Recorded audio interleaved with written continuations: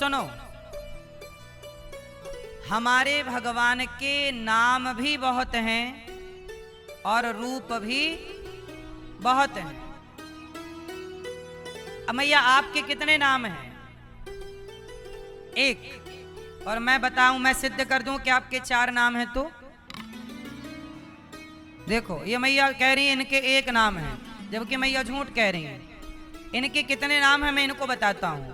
आपका एक नाम है वो जिस नाम से आपके पिता आपको बुलाते हैं, एक नाम हो गया। तो आप पिता के लिए क्या हो गई? बेटी। और पति के लिए हो गई पत्नी। तो आपका एक नाम बेटी भी है, आपका एक नाम पत्नी भी है। और आपका बेटा आपको माँ कहता है, तो आपका एक नाम माँ है। अच्छा, आपका भाई है, वो आपको बहना कहता है, मेरी बहन, तो आपका एक नाम बहन है। आप एक हो, लेकिन आपको देखने वाले 4 हैं, तो आपको 4 रूपों से, 4 रूपों में देखा गया। भाई, बाप के लिए आपका रूप अलग है और पति के लिए आपका रूप अलग है, भाई के लिए रूप अलग है और बेटे के लिए रूप अलग है, लेकिन आप तो एक हैं।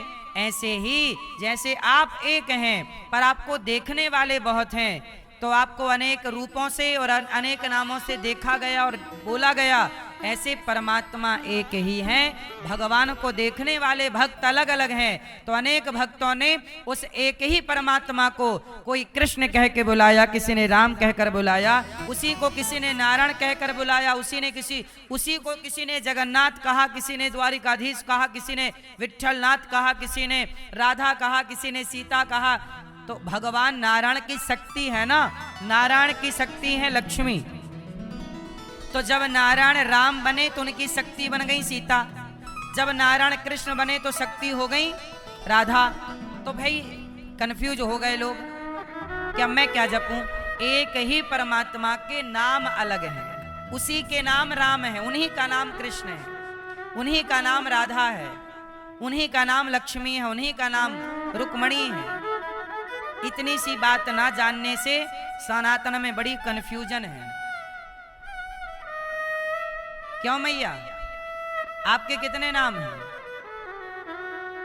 एक। अभी तो आपने सुना कि बहुत नाम, फिर और भी नाम हैं। आपके घर में जो आपका पोता होगा वो आपको दादी कहता होगा, आपका एक नाम दादी भी है, एक नाम नानी भी है, एक नाम बुआ है, एक नाम मासी है, एक नाम मामी है, एक नाम आपका ननंद है, ये हमारी ननंद।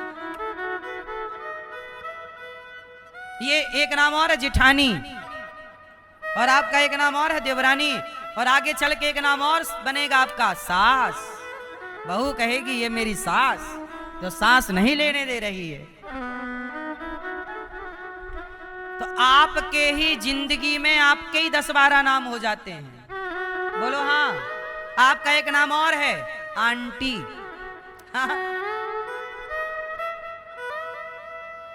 आज के आधुनिक लड़के क्या बोलते हैं आपको?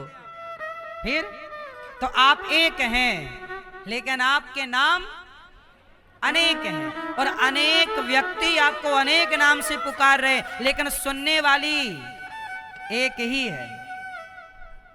बोलो हाँ। जब पोता तुम्हें बुलाएगा, पिता तुम्हें बुलाएगा, पुत्र तुम्हें बुलाएगा, तो सुनोगी तुम एक ही हो सुनने वाली। बुला सब रहे और अलग अलग। सास उसी समय आवाज लगा रही, बहू चाय बनी, तभी बेटे ने माँ मेरा नाश्ता हुआ, टिफिन तैयार हुआ, कि पति ने कहा मेरा चश्मा कहाँ है। सुनती हो? एक समय पर 3 आवाज आई, लेकिन वो 3 आवाज एक के लिए थी। बोलो हाँ। ऐसे ही परमात्मा को कोई अलग अलग आवाजों में, अलग अलग नामों में पुकार रहा है, पर सुन एक ही परमात्मा रहा है, वो दूसरा थोड़ी है। ईश्वर चाहे आप राम राम कह के वहां पहुंचो, कृष्ण के नाम कृष्ण है, नाम राम है, नाम विष्णु है, नाम नारायण है, नाम ही तो बदले हैं, व्यक्ति थोड़ी बदला है। इसलिए भगवान के बारे में कहा अनेक रूप रूपाय विष्णवे प्रभु विष्णवे। भगवान के अनेक नाम हैं और अनेक, इसलिए हर रूप में अपने परमात्मा को देखो। तेरे रूप अनेक तू एक ही है। तेरे नाम अनेक तू एक ही है। देखने वाले भक्तों ने तो गधे में और कुत्ते में भी अपने परमात्मा को देख लिया। बोलो हाँ। इसलिए कंफ्यूज होने की जरूरत नहीं है। सनातन कंफ्यूज नहीं करता, हर नाम की महिमा है। कोई भी नाम किसी नाम से छोटा या बड़ा। अब आप कहो कि राधा राधा, राधा नाम सबसे बड़ा है, तो क्या कृष्ण नाम छोटा है? क्या विष्णु नाम छोटा है? कोई कहे कि राम नाम सबसे बड़ा है क्योंकि मुर्दे के साथ वही बोला जाता है, राम नाम सत्य है, बोले राम बड़ा है, तो क्या विष्णु नाम छोटा है? क्या नारायण नाम छोटा? ये सब एक के ही अनेक नाम पड़ गए। बोलो हाँ। बात समझ में आई? अच्छा, इसका एक और रहस्य है, कहो तो मैं सुनाऊं। ऐसा है, सारे नामों को भक्त ही जीवित रखते हैं। सारे नामों को कौन जीवित रखता है?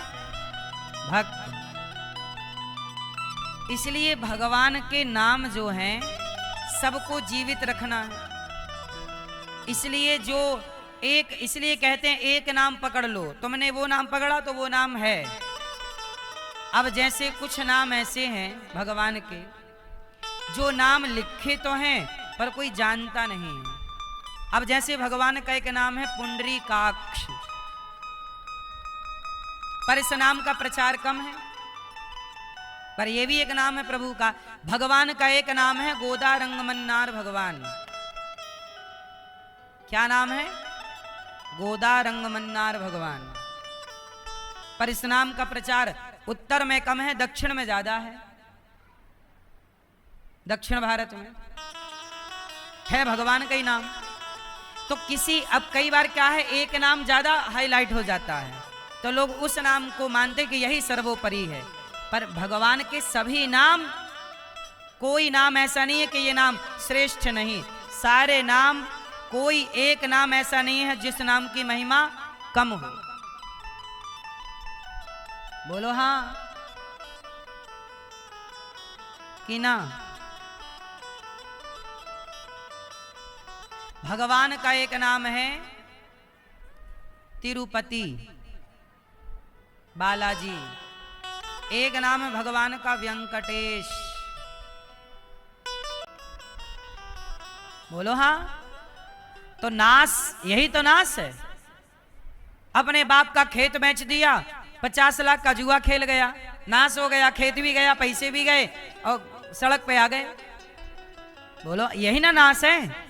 तो जुआ नाश कराएगा। इसलिए कलयुग में जुआ खेलने वाले ज्यादा हैं, क्योंकि कलयुग है ना, जुआ को प्रमोट करता है।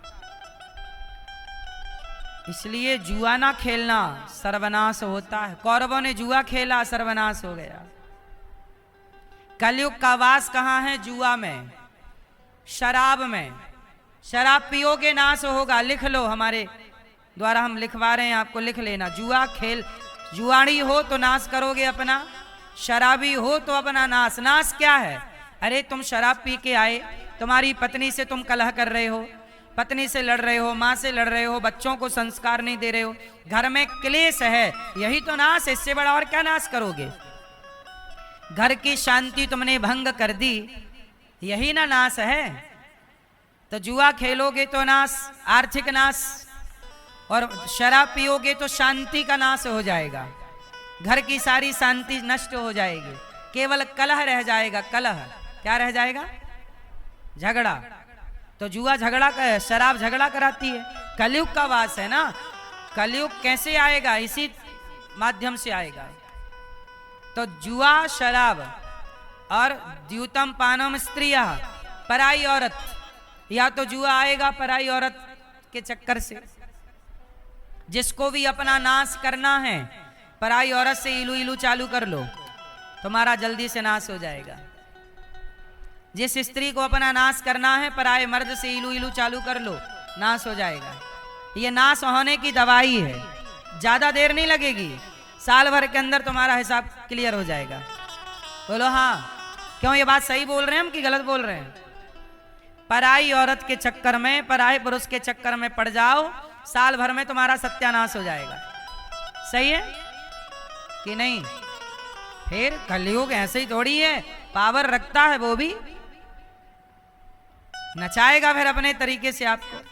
तो जुआ, शराब, पराई औरत और मांसाहार, मांस खाओ, बुद्धि भ्रष्ट हो जाएगी, फिर आदमी गलत काम करेगा, सही में मन नहीं लगेगा उसका। और पांचवा है बेईमानी। जो भ्रष्टाचारी हैं, बेईमानी कर रहे हैं, चोरी डकैती लूट घसोट, यहां भी कलयुग का वास। कलयुग यही कराता है, बेईमानी भ्रष्टाचार ज्यादा है। इसलिए कलयुग चारों ओर है। कलयुग पूरी धरती में कौन सा युग चल रहा है? एक सज्जन बोले अमेरिका के कि महाराज जी अमेरिका में कलयुग नहीं है। हमने कहा है सब जगह, दिख नहीं रहा। भारत में कलयुग ज्यादा है, जुआ और भ्रष्टाचार के रूप में ज्यादा कलयुग दिखता है। अमेरिका में ज्यादा कलयुग कहाँ दिखता है पर स्त्री पर पुरुष। पर स्त्री पर पुरुष का कॉन्सेप्ट वहां ज्यादा है। वहां शादी होती नहीं, लिव इन में रहते हैं लोग। जो भारतीय हैं वो तो हैं अच्छे भारतीय, जो भारत के लोग अमेरिका वो तो अपने भारतीय हैं, वो तो अपने कल्चर को फॉलो करते हैं। लेकिन जो वहां के लोकल हैं वहां शादी कहाँ करते हैं? क्यों मैया? मैया बताएंगी। शादी करते हैं वहां के लोग? शादी नहीं करते वहां बिना शादी के रहते हैं लिव इन में। क्यों बाबूजी? शादी करते ही नहीं। और शादी करी, एक साल रहा, फिर दूसरी ले आए, फिर तीसरी। वहां इसलिए वहां माँ का नाम क्लियर होता है, कन्फर्म। वहां बाप का नाम कन्फर्म नहीं होता।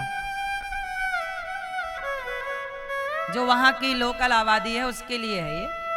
वहां माँ कन्फर्म सबकी है, क्योंकि माँ तो कन्फर्म ही रहेगी, पर बाप कन्फर्म नहीं है। कोई पता नहीं लगा सकता है किसका लड़का है, क्योंकि बहुत बदल जाते हैं। तो वहां चरित्रहीनता ज्यादा है। क्यों मेरी माँ? ये बात सही है कि गलत है? ये मैया को तो रहते 40 साल हो गए अमेरिका। कितने साल हो गए? 20, 45, 45 साल हो गए। मैया बाबूजी भी रहते हैं, इनको ज्यादा अनुभव है। वहां पर चरित्र नहीं है, चरित्र के मामले में वो नहीं है। चरित्र के मामले में हम लोग भारत के लोग अच्छे हैं, हमारे भारत का चरित्र अच्छा है।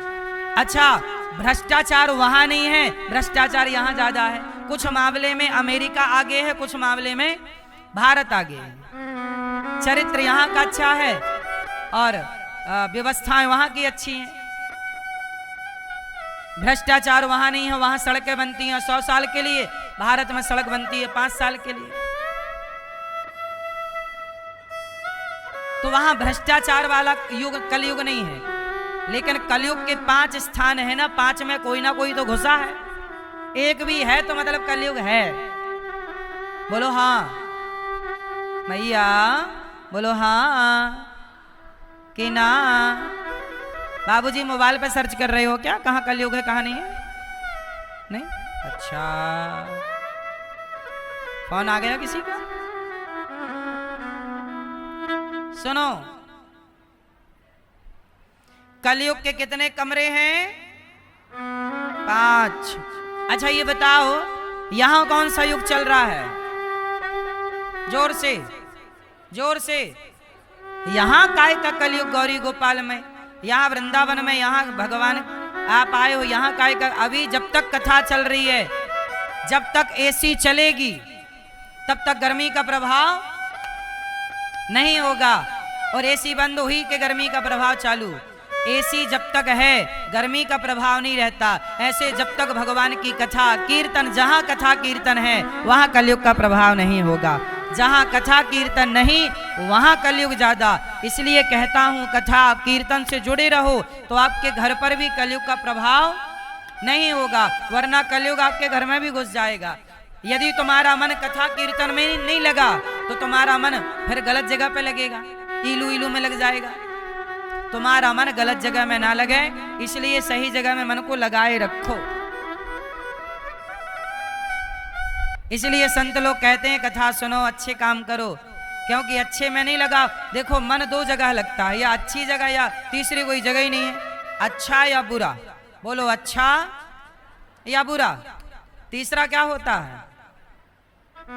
या तो मन लगेगा अच्छी जगह कथा कीर्तन सत्संग में, या तो मन लगेगा। अब देखो ना आजकल के लड़के लड़कियां मन कहाँ लगा रहे हैं। आप लोग शाम को कथा सुनने आ गए, अब कुछ लड़के लड़कियां क्लबों में जा रहे हैं, पूरी रात वहां मुन्नी बदनाम हुई चल रहा है, शीला की जवानी चल रही है, उसमें वो नाच रहे हैं दारू पी पी के, और फिर पूरी रात नाचे दारू पी पी के, और सवेरे बाप आता है अपनी बेटी को उठा के ले जाता है, उठती नहीं है वो बेटा, उठता नहीं है, उठा उठा के ले जाते हैं माँ बाप, क्लबों में रात भर नाचते हैं। बोलो हाँ कि ना, ये बात सही है कि गलत है? सांची के लवरी सही है? फिर या सत्संग से जुड़ो, वरना मुन्नी और शीला की जवानी अपनी ओर बुला रही है, फिर उस तरफ जाओगे, और उस तरफ गए तो फिर नाश होगा। भाई रास्ते तो दो हैं, या कथा सुनो कीर्तन करो, संतों का संग करो, मन लगा के काम करो, अपने काम से काम रखो, ध्यान रखो परिवार का। या तो आप जरा सत्संग से हटे तो गंजेड़ी बोलेगा यहाँ आओ, बैठो यहाँ, गंजेड़ी बुलाएगा और एक चिलम पकड़ा देगा, पी जरा एक। पग पग में दारू खोर हैं, पग पग में गंजेड़ी हैं, पग पग में नशेड़ी लोग बैठे हैं, आपको बुला रहे हैं आओ आओ, हम बुला रहे हैं आओ भैया कथा सुन लो, और वो बुला रहे हैं आओ भैया गांजा पी लो। यदि हमारे पास आए तो प्रभु से जुड़ जाओगे, और उनके पास गए तो नशेड़ी होके लोग परलोक दोनों बिगाड़ लोगे। भाई रास्ते दो ही हैं, अच्छा या तो आपका बेटा अच्छा होगा, या तो आपका बेटा बुरा होगा, तीसरा ऑप्शन हो तो बताओ। इसलिए सत्संग सबसे उत्तम, रोज कथाएं सुनो, घर में कीर्तन करो, भगवान से जुड़े रहो। आजकल लोग पूजा पाठ करते देखते हैं आपको, तो आपको देख के क्या बोलते हैं? बड़े मीरा बन रही हो, बड़े पुजारी बन रहे हो, बड़े भक्त बन रहे हो। आजकल सही रास्ता अपनाओ तो लोग कहते हैं बड़े ये बन रहे हो, और दारू पीने लग जाओ तो कोई नहीं कहता बड़े शराबी बन रहे हो, क्योंकि दुनिया चाहती है कि आप बिगड़ जाएं, दुनिया नहीं चाहती कि आप सही रास्ते पर चलें। कलयुग है ना, कलयुग में सही रास्ते पर चलने वाले को ताने मिलते हैं, और बुरे रास्ते पर चलने वाले को शाबाशी मिलती है। वाह बहुत बढ़िया काम, बोलो हाँ। विदेशों में मैं गया अमेरिका, वहां एक मैया भी सिगरेट पी रही थी, मैया क्या जवान छोरी, और उसके साथ एक उसकी लड़की भी थी, तो माँ सिगरेट पिए, एक सुट्टा माँ मारे, फिर बेटी को पकड़ा तू भी पी। क्यों मैया? ऐसा होता है ना अमेरिका, अमेरिका में महिलाएं सिगरेट खूब पीती हैं, तो इस मामले में वहां कलयुग ज्यादा, हमारे भारत की महिलाएं इतनी नहीं पीती। क्यों मैया आप कितना पीती हो? एक भी नहीं। मैया आप सिगरेट पीती हो? आप नहीं पीती हो? बिल्कुल नहीं, कभी नहीं पी। मैया आप पीती हो सिगरेट?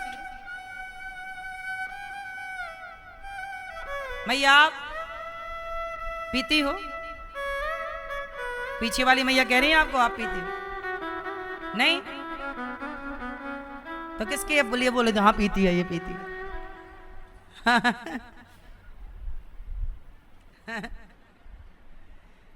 तो विदेशों में सिगरेट ना माँ बेटी दोनों पीती हैं, जैसे माँ पिएगी आधी आधी माँ पी जाएगी, आधी बेटी को देगी, आधी तू पी। तो वहां सिगरेट ज्यादा है, वहां ऐसे ही है, कपड़े लत्ते बेचारे पहनते ही नहीं है ज्यादा वहां।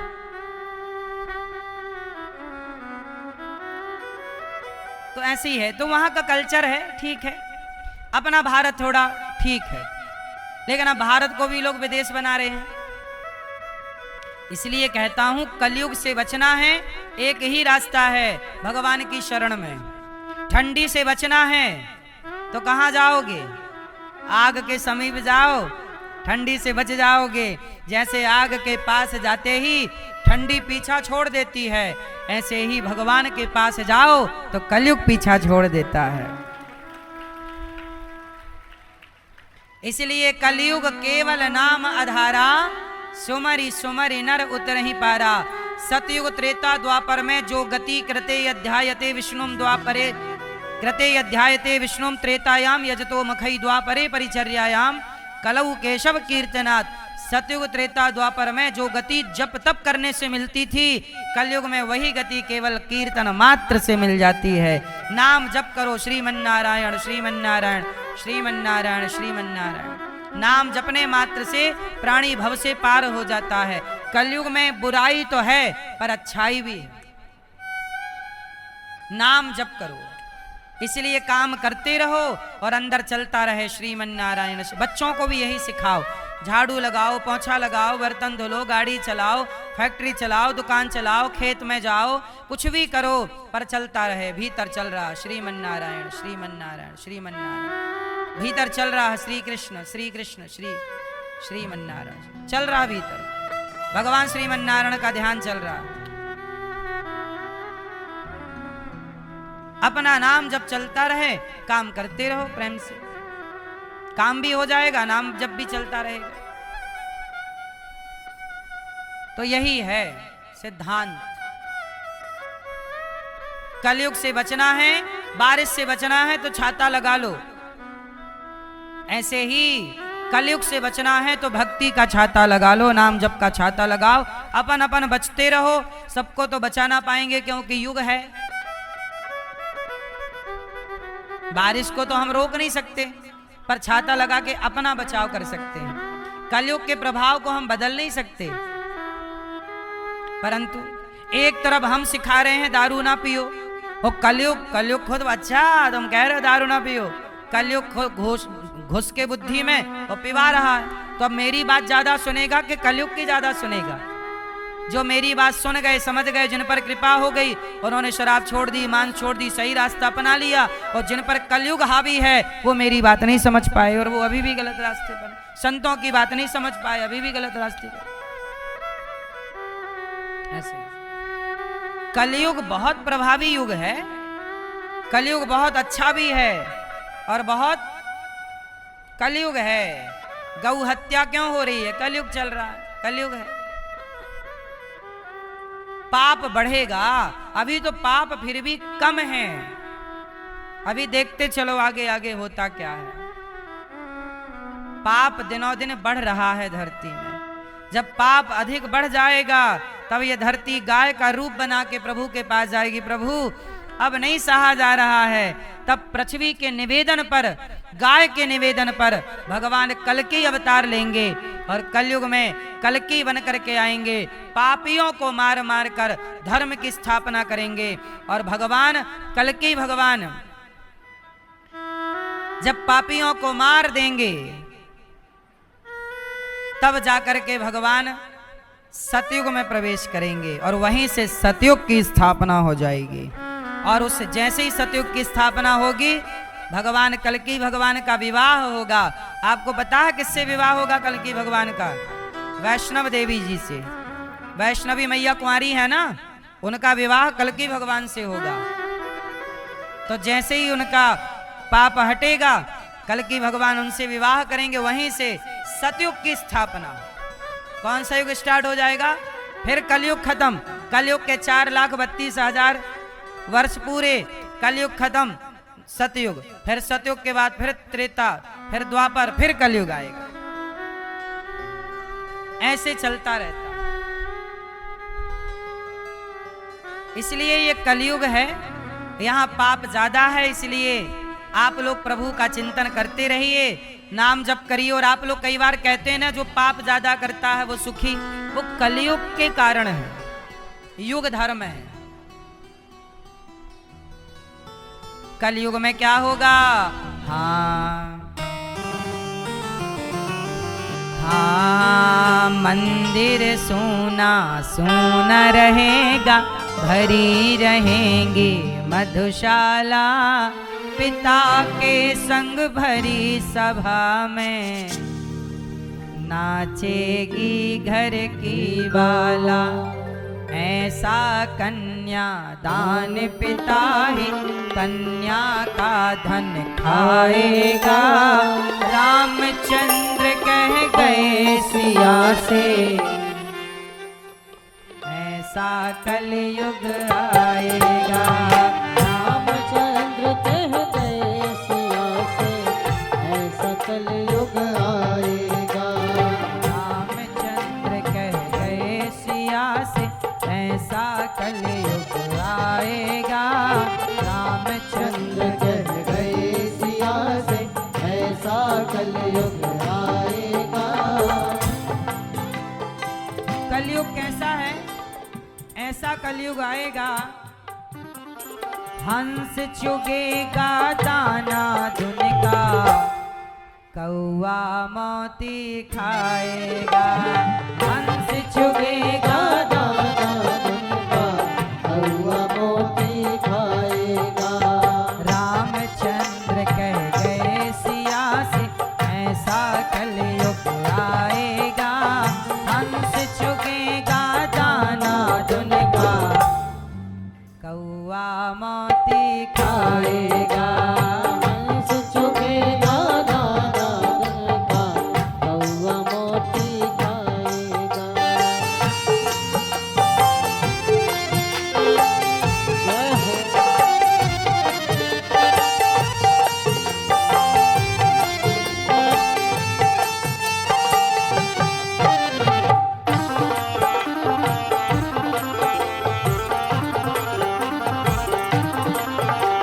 और क्या होगा कलयुग में? राजा और प्रजा दोनों में निस दिन होगी खींचातानी। कदम कदम पर करेंगे दोनों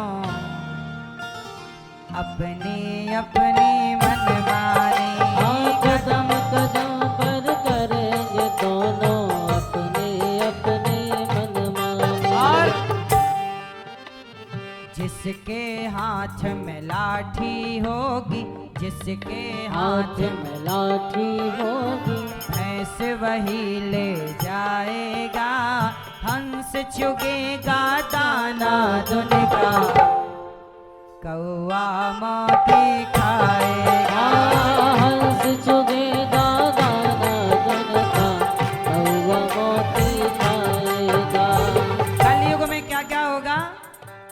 राजा और प्रजा दोनों में निस्दिन होगी खींचा। आज भी देखो राजा प्रजा,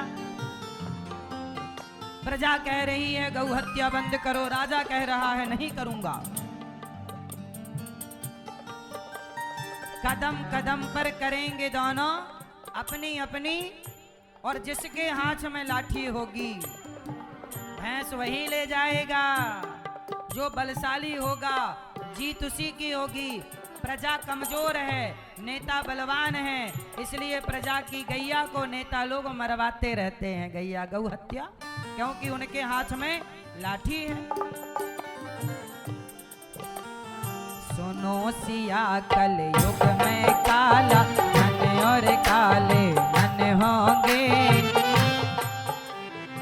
सुनो सिया कलयुग में काला धन और काले मन होंगे।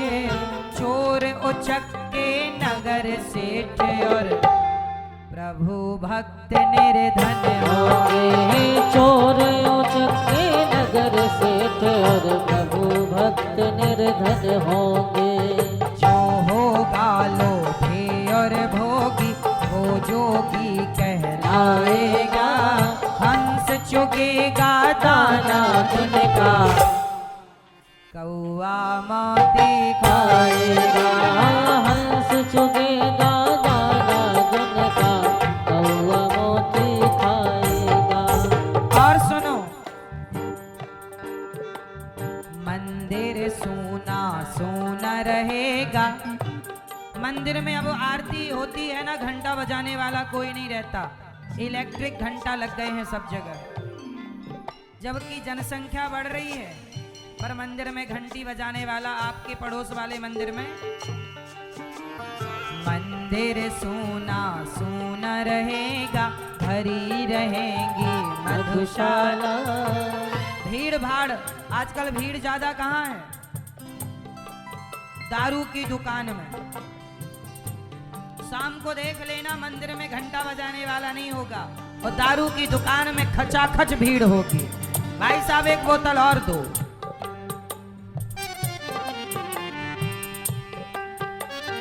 मंदिर सूना सूना रहेगा, भरी रहेंगी मधुशाला। पिता के संग भरी सभा में नाचेगी घर की बाला। पिता के संग भरी सभा में नाचेगी घर की बाला। ऐसा कन्यादान पिता ही कन्या का धन खाएगा। रामचंद्र कह गए सिया से, ऐसा कलयुग आएगा। रामचंद्र कह गए सिया से, ऐसा कलयुग आएगा। रामचंद्र कह गए सिया से, ऐसा कलयुग आएगा। रामचंद्र कह गए सिया से, ऐसा कलयुग आएगा। मंदिर सूना सूना रहेगा, भरी रहेंगी मधुशाला। पिता के संग भरी सभा में नाचेगी घर की बाला। बाला मतलब घर की बेटी। बाप के सामने मुन्नी बदनाम हुई मैं डांस कर रही है।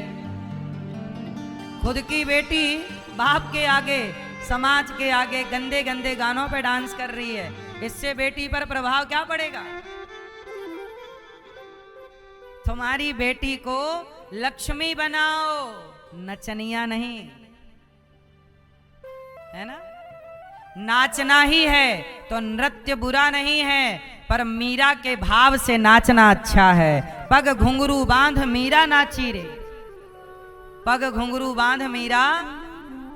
हाँ, अब देखो वो मुन्नी बदनाम शीला की जवानी वाले गाने में नाच रही है और इशारे वैसी वैसे कर रही है। क्या तुम्हारी बेटी सही रास्ते पर चल रही है कि गलत चली जाएगी? इसलिए ऐसे ना नचाओ मेरी माँ। किसे कहाँ नचाना है? अरे नाचने गाने का काम, नाचने गाने वाले लोग अलग होते हैं। बोलो हाँ, भक्ति भाव में झूम लेना अच्छी बात है, पर ऐसे अश्लील गानों में नाचना ये तो सभ्य समाज के लिए सही नहीं है। हाँ, यदि आप असभ्य हैं तो अलग विषय है,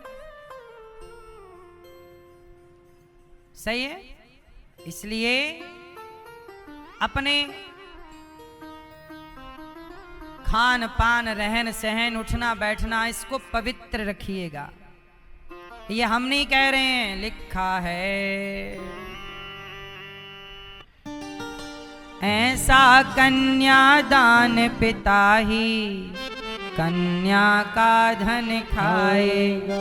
पिता के संग भरी सभा में नाचेगी घर की बाला।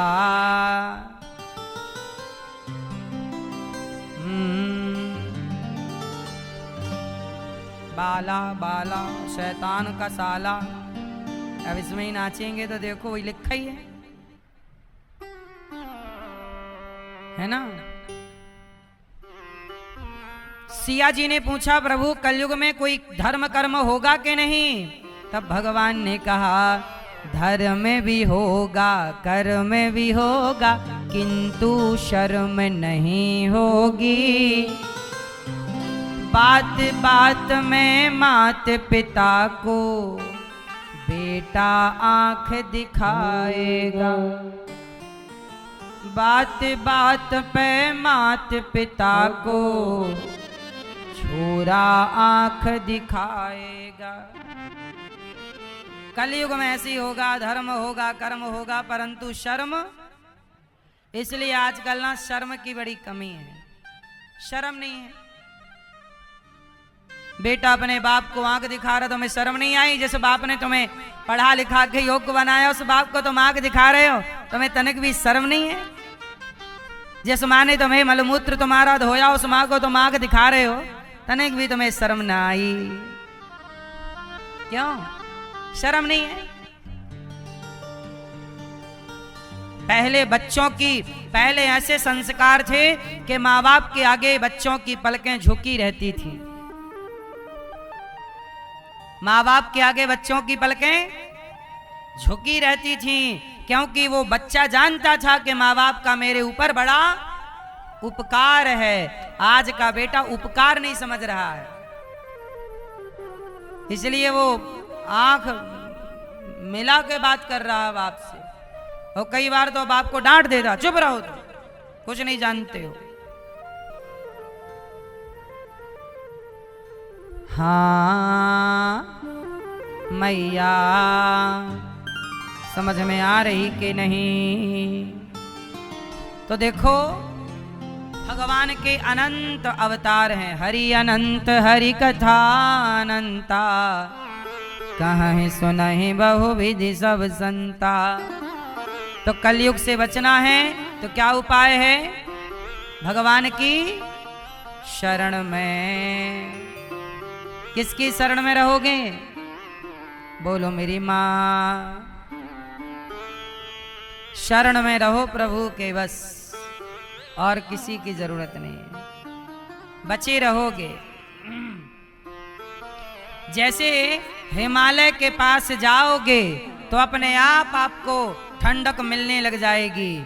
आपको हिमालय से कहना नहीं पड़ेगा कि भाई साहब हमें जरा ठंडक दीजिए। आग के पास जाओगे अपने आप गर्माहट मिलने लग जाएगी। आग से कहना नहीं पड़ेगा कि अग्नि गर्माहट दो। ऐसे प्रभु की शरण में जाओगे अपने आप शांति मिलने लग जाएगी। कहना नहीं पड़ेगा कि शांति दो। क्यों? क्योंकि शांताकारम, क्योंकि वो शांताकार हैं। तो जहां शांति है वही तो शांति देगा, जहां शांति है ही नहीं वो क्या शांति देगा? तो महाभारत का युद्ध हुआ, कौरव मारे गए, पांडवों का शासन आ गया। अब क्या हुआ? द्रौपदी के 5 बेटों को अश्वत्थामा ने मार डाला, 5 बेटों की हत्या कर दी। द्रौपदी भगवान की शरण में, भगवान अश्वत्थामा को पकड़ कर लाए। अश्वत्थामा को जब अर्जुन ने पकड़ा, भीम ने कहा मार डालो इसे। द्रौपदी ने कहा कि नहीं नहीं मारो मत, इसे मारो मत, इसे छोड़ दो। द्रौपदी तुम्हारे 5 बेटों को मार डाला इस हत्यारे ने, और आप इसे छोड़ना चाहती हैं? देखो द्रौपदी जो है, द्रौपदी को दया है। अच्छा, द्रौपदी के 5 बेटों को क्यों मारा अश्वत्थामा ने? क्योंकि द्रौपदी के भाई धृष्टद्युम्न ने अश्वत्थामा के पिता गुरु द्रोणाचार्य को मार दिया था। गुरु द्रोणाचार्य को किसने मारा था? द्रौपदी के भाई ने।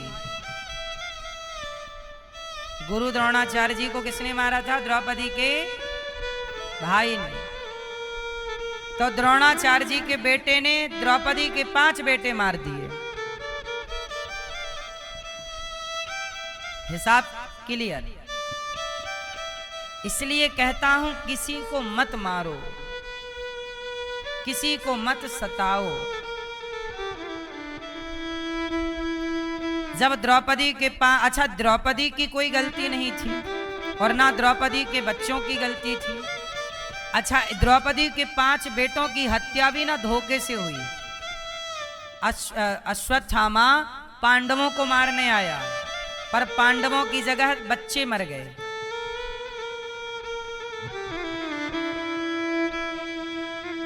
अश्वत्थामा को सामने खड़ा किया गया। द्रौपदी तेरे बेटे को इसने मारा है, बोल क्या दंड दिया जाए? द्रौपदी ने कहा छोड़ दो। क्यों द्रौपदी, क्या आपको इस हत्यारे पर दया आ रही है? द्रौपदी ने कहा हाँ, दया। दया धर्म का मूल है, पाप मूल अभिमान। तुलसी दया न छोड़िए, जब तक घट में प्राण। दया बहुत जरूरी। क्या बनो? दयावान बनो। क्या बनो? दया। अच्छा, दया करनी चाहिए कि नहीं? किस पर दया करें बताओ जोर से। मैया। किस पर दया करें? बोलो मेरी माँ। किस पर दया करें? दया करना चाहिए, पर किस पर? जो दया का पात्र हो। जो दया का पात्र ना हो उस पर दया नहीं करनी चाहिए। जैसे आतंकवादी है, ये दया के योग्य नहीं। घुसपैठिए हैं, ये घुसपैठिए दया के पात्र नहीं है। दया का पात्र कौन है? जो दया का पात्र ना हो मेरी माँ, उस पर दया कदापि नहीं करनी चाहिए। बात समझ में आई कि नहीं? पृथ्वीराज चौहान ने मोहम्मद गौरी पर जरूरत से ज्यादा दया कर दी। 17 बार छोड़ा उसे, 16 बार 17 बार। क्या जरूरत थी इतनी बार छोड़ने की? अरे एक बार दो बार ठीक था, उसने पकड़ा, एक बार नहीं छोड़ा। अति सर्वत्र वर्जयेत्। किस पर दया करें? अरे गाय पर दया करो, कुत्ते पर दया करो, बिल्ली पर दया करो, जानवरों पर दया करो, बकरे पर दया करो। क्या बिगाड़ा? तुम उसकी गर्दन काटे जा रहे हो। जीवों पर दया करो। हम लोग दया करके सांप को दूध पिलाते हैं। दया जीवों में हो। चिड़िया पे दया करो, पक्षी पे, पशु पे, माता पे, पिता पे, बुजुर्गों पर, हर जीव पर दया करो। दया सब पर नहीं। ममता मैया ने, बंगाल के पूर्व मुख्यमंत्री जी ममता मैया, बांग्लादेशियों पर दया कर लिया उन्होंने, और बांग्लादेशियों को भारत में घुसा दिया। आओ आओ बसाओ, यहां बसो। फिर वो बांग्लादेशी अपने सनातनियों को, अपनों को मारेंगे। दया के पात्र वो नहीं है बांग्लादेशी। बोलो हाँ। इसलिए जो दया का पात्र ना हो उस पर दया नहीं करनी चाहिए। किस पर दया करें, किस पर दया ना करें, ये सोचनीय विषय है, विचारणीय विषय है।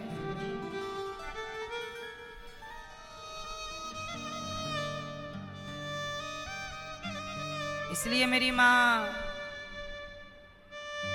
बचिएगा, उस पर दया मत करिए जो दया का पात्र ना हो, और दया के योग्य हो उस पर दया। द्रौपदी कह रही है इसे छोड़ दो। द्रौपदी एक माँ है, और माँ तो भला करुणा से भरी है, दया कैसे ना करती। द्रौपदी ने कहा छोड़ दो। हाँ तो कितनी अच्छी है, तू कितनी भोली है, प्यारी प्यारी है ओ माँ, ओ माँ, ओ माँ, प्यारी माँ। आप लोग अपनी माँ की सेवा करते हैं? दया है माँ पर? आजकल का बेटा इतना निर्दयी हो गया, अपनी माँ पर भी दया करने को तैयार नहीं। तू कितनी अच्छी है, जय हो तू कितनी भोली है, जय हो प्यारी प्यारी है। ओ माँ,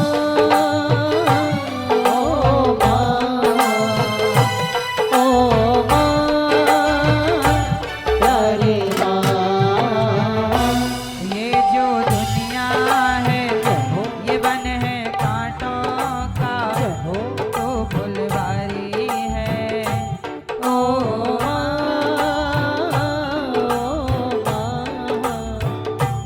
ओ प्यारी माँ।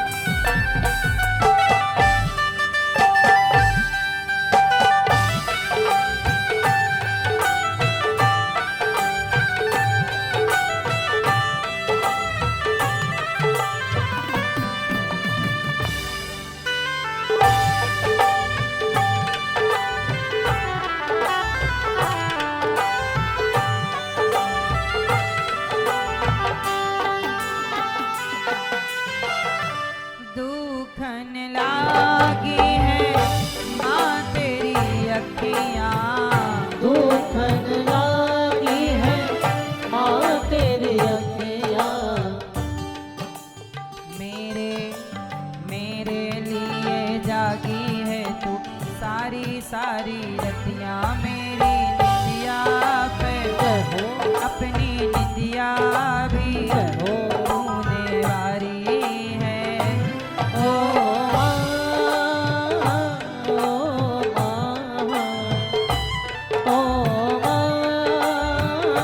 प्यारी माँ।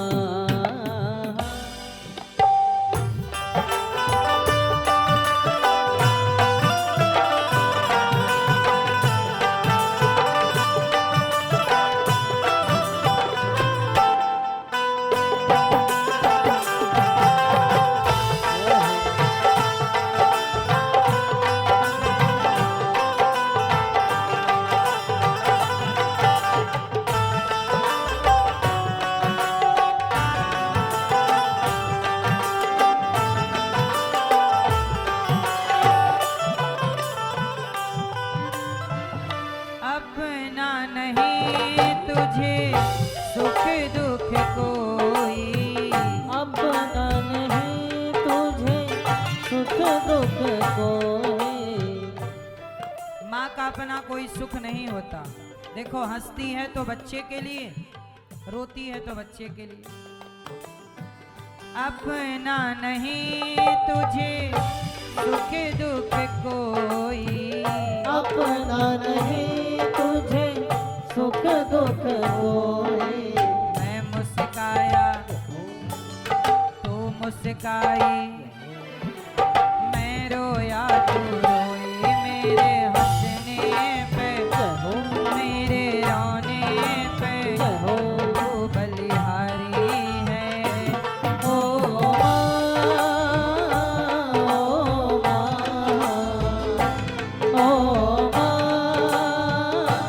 प्यारी माँ।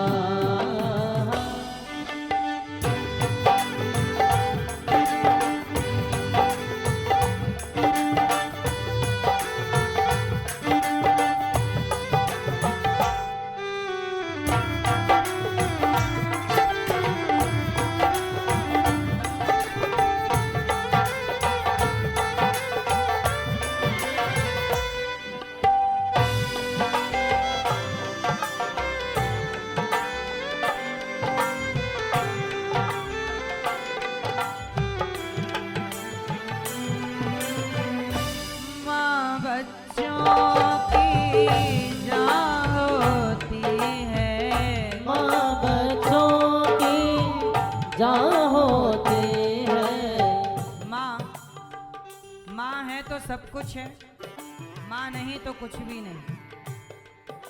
पर यही बात जब छोटा बच्चा होता है ना, वो अपनी माँ को समझता है। पर वही बालक बड़ा हो जाए तो माँ को नहीं समझता। हमने कल बताया था ना आपको कि हमारी एक माँ अभी हॉस्पिटल में है, 3 बेटे हैं माँ के। माँ जब भी आंखें खोलती है पूछती है बेटा आया क्या? 3 बेटे हैं, आखिरी सांस चल रही है हॉस्पिटल में, बेटा आने को तैयार नहीं, कोई नहीं आने को तैयार। क्या गुनाह किया होगा उस माँ ने? तुम्हें पाल पोस कर बड़ा किया, तुम्हारे 3 बेटों की तेल मालिश की, मलमूत्र धोया, पर जब 3 बेटों को रोटी देने का नंबर आया तो बेटे अपने कर्तव्य से भाग गए। वो माँ जब 2 दिन तक तो माँ को होश नहीं आया, और जब हम लोगों ने फोन लगाया कि बेटा तुम्हारी माँ को होश नहीं आ रहा है, आ जाओ, जब होश आएगा आंखें खुलेंगी, आप सामने होएंगे तो माँ को अच्छा लगेगा कि बेटा आया है। पर बेटे नहीं आए। पढ़े लिखे बेटे हैं, समझदार हैं, माई लाइफ माई चॉइस वाला कॉन्सेप्ट है उनका। हमारी जिंदगी अपने तरीके से जिएंगे, माँ की जरूरत नहीं है अब। पर माँ तो बेचारी कितना समझाए अपने मन को। जिस माँ ने 3-3 बच्चों को पाला पोसा हो, वो कैसे भुला सकती है? वो तो बात बात में यही पूछती है बेटा आया क्या? मैं बोला माँ नहीं आया। अब नहीं आया तो क्या बात? अच्छा फोन लगाओ, अच्छा एक बार फोन लगाए कि भाई माँ फोन लगवा रही है, बेटा उठाने को तैयार नहीं, नंबर ब्लॉक कर दिया। माँ बच्चों की जान होती है, माँ बच्चों की जान होती है। वो होते हैं किस्मत वाले, वो होते हैं किस्मत वाले, जिनकी माँ होती है। कितनी सुंदर है, हो कितनी शीतल है, हो प्यारी प्यारी है। ओ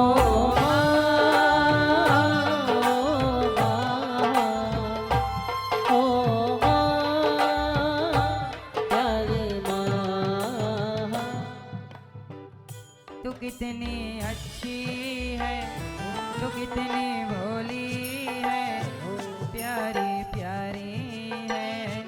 ओ माँ, ओ माँ, ओ प्यारी माँ।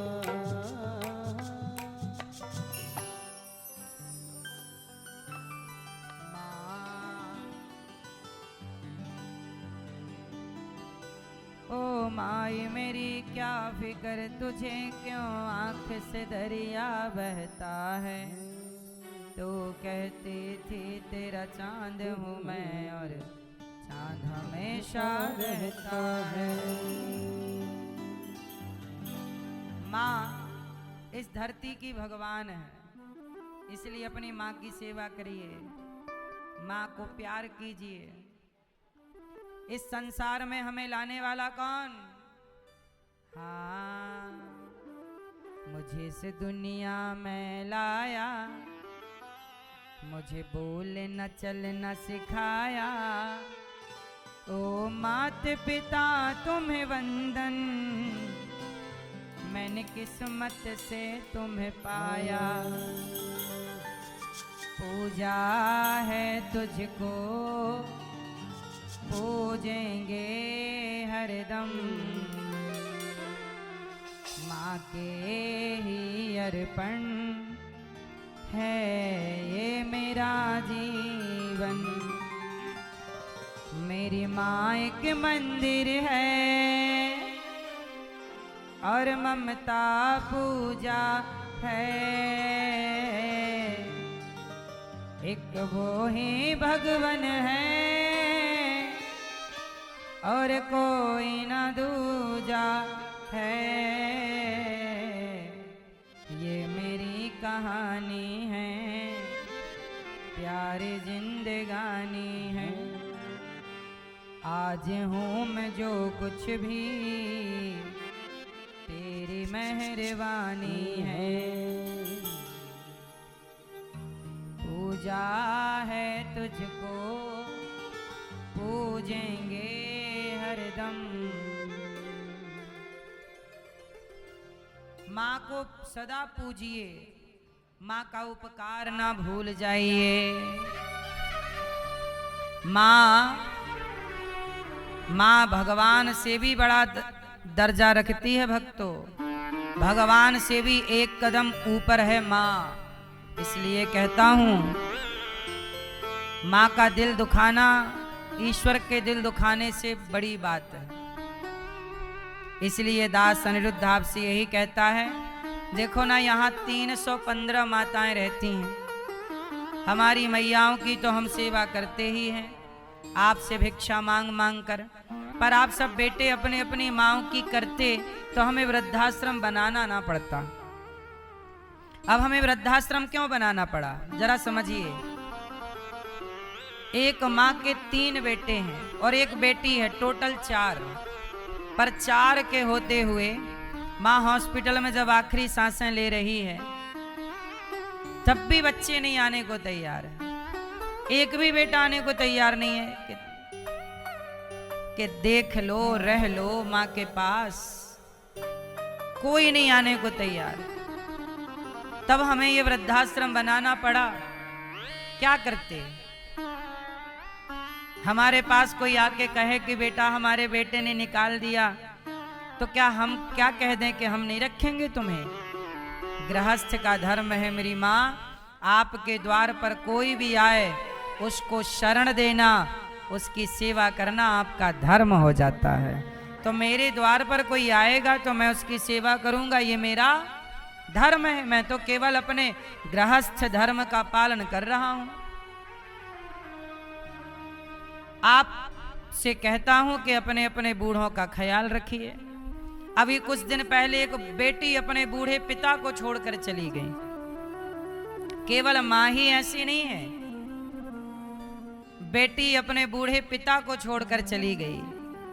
बेटे हैं पर बेटा नहीं ध्यान देता बूढ़े पिता पर, बेटी छोड़कर चली गई। जब बेटों ने परेशान किया तो बूढ़ा पिता बेटी के पास आया, बेटी ने कुछ दिन सेवा की और बाद में बेटी मेरे पास छोड़कर चली गई। बूढ़े पिता भी यहाँ रहते हैं। उन वृद्ध माओं की सेवा भी दास अनिरुद्ध करता है। ये देखिए बूढ़े पिता हैं, ठीक से चला नहीं जाता, इनको ठीक से चल नहीं पाते, इनको खिलाना भी पड़ता है कि कई बार अपने हाथ से खा भी नहीं पाते। तबीयत बड़ी खराब रहती है, इनको इलाज कराना, प्रॉपर दवाई देना, नहा ना पाए तो नहलाना, बिस्तर पर मलमूत्र कर लेते हैं तो उनको ठीक ठीक से पोंछना साफ करना, ये पूरी व्यवस्था है। दिक्कत तो है, बुढ़ापे का शरीर है, पर कोई बात नहीं। यदि हमारे पास आए हो और हमारा धर्म कहता है कि द्वार पे आए हुए जीव की, द्वार पे आए हुए किसी व्यक्ति को ठुकराना नहीं चाहिए। जब प्रभु किसी भक्त को नहीं ठुकराते तो मैं प्रभु भक्तों को कैसे ठुकरा सकता हूं बताइए। इसलिए मैं तो वही कर रहा हूं जो एक इंसान का धर्म है। मैं ये बात सही है कि आप लोगों से भिक्षा मांग मांग करके करता हूं, क्या करूं, मेरी कोई फैक्ट्री बिजनेस तो है नहीं। आपसे भिक्षा मांग कर और सेवा करता हूं इन वृद्ध माओं की। आप लोग सहयोग करते हैं, इसके लिए बहुत बहुत धन्यवाद। आप भी सहयोग नहीं करते तो भला इन माओं को सहारा कौन देता, इन माओं को रोटी कौन देता, नाश्ता कौन देता। इसलिए आप इन माओं का सहारा बने। कल का नाश्ता आप माओं को बंटवाएं, कल का नाश्ता माओं को आपकी ओर से बांटा जाए। आप भी यदि माओं को रोटी नहीं देंगे तो कौन देगा? कल का भोजन आप माओं को अपनी ओर से दे सकते हैं कि कल का भोजन, आज एकादशी है, पद्मनी एकादशी। ये कौन सी एकादशी है? ये वो एकादशी है जो अधिक मास पुरुषोत्तम मास में आती है। आप भी इस अधिक मास की एकादशी में इन बूढ़ी माओं का सहारा बनना और आप भी इन माओं के बेटा बेटी बनकर थोड़ा थोड़ा अन्नदान अवश्य कीजिएगा। आप भी माओं को कुछ दे सकते हैं तो जरूर दीजिएगा। आप भी इन माँओं का सहारा बन सकते हैं, जरूर सहारा बनिएगा। बच्चों ने तो साथ छोड़ ही दिया है और आप भी साथ नहीं देंगे तो सोचिएगा कि फिर कौन सहारा बनेगा। हमें तो माँओं की दवाई भी करानी रहती है, समय समय पर माँओं को हॉस्पिटल दवाई, आजकल दवाई गोली कितनी महंगी है ये भी आप समझते हैं। और इतनी माँ हैं, कोई ना कोई माँ हॉस्पिटल में है, हॉस्पिटल का एक दिन का ही खर्चा कई हजार का होता है। यहाँ पर केवल वृद्ध माँओं की सेवा नहीं होती, आप द्वार पे आए अतिथि, आप भी तो हमारे अतिथि हैं। आप अतिथि हैं तो आप द्वार पर आए हैं तो आप भी यहाँ से भूखे ना जाएं, गौरी गोपाल से कोई भूखा ना जाए, इसके लिए अखंड रसोई गौरी गोपाल में चल रही है। सवेरे से शाम तक 24 घंटा भोजन मिलता है। आज एकादशी है तो सबको व्रत वाला प्रसाद मिल रहा है। कौन सा प्रसाद? व्रत वाला, जो व्रत में खा सकते हैं। सोचिए मानव जाति की सेवा है कि नहीं? 24 घंटे सेवा हो रही है। दिन में आओ रात में आओ, गौरी गोपाल में आपको सेवा दिखेगी। अभी भी आप देखो हजारों भक्त लाइन में खड़े हैं, भोजन कर रहे हैं। आप भी संतों को भक्तों को अपनी ओर से अन्नदान जरूर करें और आप भी थोड़ा थोड़ा कल का भोजन आपकी ओर से बांटा जाए, ऐसा संकल्प लीजिए। वृंदावन धाम में भक्त आते हैं, भगवान के लिए आते हैं, उनकी सेवा करना। प्रभु ये देखो, ये लाइन में माताएं बहनें खड़ी हैं ना, ये सब वही लोग हैं जो भक्त भोजन के लिए प्रसाद के लिए लाइन में खड़े हैं और ये लाइन भरी रहती है। इसलिए आप भी अन्नदान करके हजारों 30,000 लगभग 30,000 लोग पर डे भोजन करते हैं। पर डे यहाँ 1 लाख रोटियां बनती हैं, एकादशी को छोड़कर पर डे 1 लाख रोटियां। तो ये सब सेवा है। यहाँ संत लोग आते हैं सवेरे सवेरे, सब संतों को भोजन, आओ जी करो प्रसाद पाओ। ये देखो लाइन लगी है द्वार से, सब संतों को भोजन प्रसादी। हम सबको हाथ जोड़कर बुलाते हैं, कल भी आइएगा, रोज आइए, जब तक सांस है तब तक सेवा करेंगे, तब तक सेवा करेंगे। तो आप भी संतों को, ये देखो फुटपाथ पर रहने वाले साधु संत हैं, फक्कड़ संत हैं, भजन करने वाले। पुरुषोत्तम माह चल रहा है, कल आप भी संतों को अपनी तरफ से भोजन जरूर कराइए। करा सकते हैं तो अन्नदान कीजिएगा, एक दिन का भोजन आप कराइए। गौरी गोपाल आश्रम में संतों को 12 महीने भोजन मिलता है। यदि आप भी सेवा, जब आपकी बेटी का जन्मदिन आए, बेटे का जन्मदिन आए, शादी की सालगिरह आए, आप भी किया करो अन्नदान। यहाँ संतों का भोजन, भक्तों का भोजन, ब्राह्मणों का भोजन, जो ब्राह्मण लोग यहाँ पर आते हैं सबको बिठाकर साथ सम्मान यहाँ भोजन दिया जाता है। ये देखो सभी ब्राह्मणों का भोजन। आज एकादशी है, सबको व्रत वाला दिया गया, तो आप भी ब्राह्मण भोज करा सकते हैं कि कल का पुरुषोत्तम माह चल रहा है ना, ब्राह्मणों का भोजन आप भी करा सकते हैं कि कल का भोजन आपकी ओर से। यहाँ गाय की सेवा है, 12 महीने यहाँ गाय के लिए हम लोग हरा चारा मंगाते हैं। 1 ट्रॉली चारे की सेवा आप भी कीजिएगा और आप भी चारा का दान कीजिए, हरा चारा। आपके बेटा बेटी के नाम से, बच्चे के नाम से गैया चारा खाएगी। ये रोज की सेवा है। 1 ट्रॉली चारा आता है, फिर उसे काटा जाता है, भूसा मिला करके वो सानी दिव्य गायों को दी जाती है। आप भी गायों के लिए चारे की सेवा कर सकते हैं और आप भी इस सेवा से जुड़ सकते हैं। 1 ट्रॉली भूसे की सेवा से जुड़ सकते हैं। अभी हमने अपने गांव में, मैया देखो क्या होता है, इंसान को ना बेईमान नहीं होना चाहिए। क्या नहीं होना चाहिए? ईमानदार होना चाहिए। माटी से गद्दारी नहीं करनी चाहिए। जिस गांव में मेरा जन्म हुआ, जिस गांव में मैं पला बढ़ा, मिट्टी में खेला, जिस माटी को मैंने बचपन में खाया, उस माटी के लिए भी मेरा ऋण है कि नहीं? उस माटी का मैं क्या हूं? ऋणी। एक बार मैं अपने गांव गया तो गांव के सारे लोग मेरे पास आए और गांव के लोगों ने कहा, अच्छा, मैंने गांव वालों से कहा कि देखो मैंने आप सबके घर भीख मांगी है।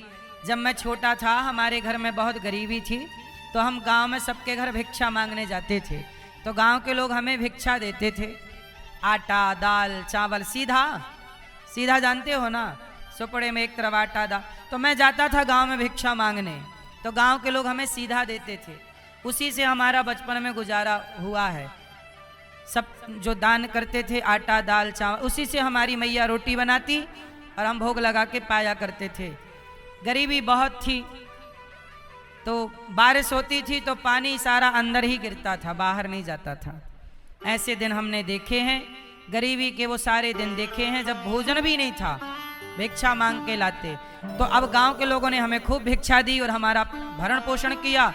तो अब भगवान ने मुझे इस योग्य बनाया, तो मैंने अपने गांव वालों से पूछा कि भाई ये बताओ कि मैं आप लोगों को क्या दूं, आपने तो मुझे भिक्षा दी, अब मैं आपको क्या लौटाऊं बताइए, क्योंकि मैंने लिया है तो देना भी चाहिए ना, क्यों?